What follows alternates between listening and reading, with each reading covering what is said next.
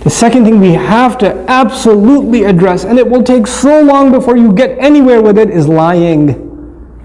Lying, man. Kids lie. And they will convince themselves that they didn't. They will, I didn't say that, I didn't say it, I never said that. I swear, you said it to me. I was there. I didn't. I recorded it. Here's the video. I didn't say it. I swear I didn't. They'll watch the video and say I didn't do it. They did not.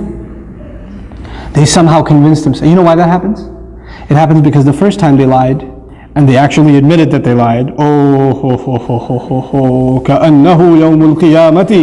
Like, you lied in my house? So now, first you said, please tell me the truth. What did you actually say? And they finally said it, and then you came down with the axe. So the next time, like, I will take all of this. But once I admit that I lied, I know what comes next. You know, I am not doing that again. I am not admitting to this crime again. Because pleading guilty in this house does not work out for you. You got to stop that first. You cannot punish.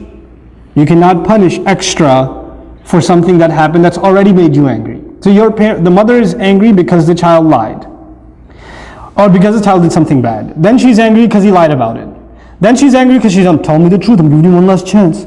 One last chance. I'm going to ask you one last time. Even though she's going to ask 6 more times. But she says one last time. Tell me, and this is the only time I'm going to ask. I'm not going to ask again. Did you do it? No. Okay, I'm going to ask one last time. Before I tell your father, one more time, I didn't do it, I didn't do it, I didn't. And he'll go to bed, he'll cry, he'll wake up, I didn't do it, he'll stick to it. And you're like, how do I deal with this? And you said, I know you did it. I know you did it. You're making me even more angry. And you get angry, and he gets more defensive, and you get angry, and he gets more defensive. And at the end of the day, you start pulling out your hair, and you're like, I don't know what to, and the husband comes home, I don't know what to do with this one. He lied. And you're like, you lied? No, it starts over again. How do we have to deal with this?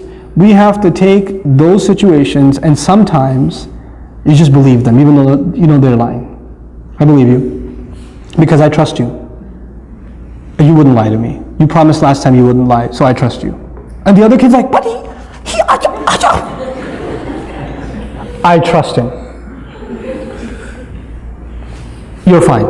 You're not in trouble. And let him get away with a lie 3 or 4 times. Guess what's going to happen? Children are not inherently evil. Children are inherently good. Their nature is goodness. So when they do something bad, and you don't punish them for it, then they have an opportunity to ask their conscience. If you punish them for it, their conscience was not bothered, because they already got punished for it. When they get punished for it, they don't feel bad, because they did something bad and they paid for it. It's done. There's no conscience. But if you don't punish them once in a while, I said pick your battles. You don't have to get them for every time. Pick your battles and say, okay, I trust you. You didn't do it. I know she must have got it wrong. She must not have remembered properly. When you slapped her, she must have been sleeping and imagining it. The mark on her face, I don't know, is red coloring. I don't know what it is. Doesn't even look like your hand. Looks more like a foot. You know, so it's okay. You're not in trouble. You know what that does over time? Mama, I want to tell you something. I did do it. And then you come and you console and you say, it's okay. It's okay. I still trust you. I still trust you. And what you've done is you've taken the child away from being defensive. You know? But it takes a little bit of long-term thinking to be able to do that. You won't be able to do that the first time. And it's very hard to forgive those kinds of things, right? Especially if they hurt another child. If they wrong somebody else. It's hard. And you have to take that other child and take them to a corner and say, Beta, I know, I trust you too. I'm not angry at you either. And I know they did something wrong. But you don't have to be happy if they get punished. That's the other thing. One child gets happiness only when the other one gets punished. And they get so used to Abba. She pulled my ear the other day. They just came back from Scotland, my family. And one little one came to me and said, you know, Api, She pulled my ear one day. I was like, when? I don't know. One of the yesterdays. I was like, what do you want me to do? He goes, punish her.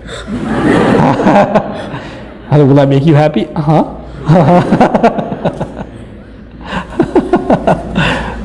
Sometimes kids do that. They get a kick out of the other one getting punished. They do. You don't want to create that either. With the little kids, with the 2-year-old, it's okay. You want to entertain them. So you bring the older one and you slap your own arm a couple of times and you tell her to say, ow. You know, and she says, ow, ow, it hurts. And then, you happy now, Waleed? Yeah. That's cool. But with older kids, when they get happy when the other one gets punished, that's a problem. That's a punishable offense. That itself is a punishable offense. Why are you happy? What do you get out of that? You know? That's something we have to address with our children. So there are 2 things so far. Tantrums, lying. And lying, it's a long-term process. You don't get lying out of somebody's system right away. Especially because they don't even see it as lying anymore. They just see it as saving themselves. And kids, when they lie a lot, you know what happens? They actually start believing it themselves. They become better than any actor you have ever seen. They take on the role, boy. They will own it.